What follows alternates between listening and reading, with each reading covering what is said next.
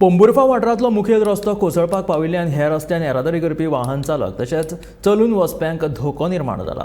Underground केबलिंगाच्या कामाक लागून हो रस्तो खणिल्लो। उपरांत ताची दुरुस्ती केली, मात हो रस्तो सारको दुरुस्त करूं नाशिल्ल्यान तशेंच संरक्षण वणत नाशिल्ल्यान सेगीत पडपी पावसाक लागून हो रस्तो एका वाटेन खचला।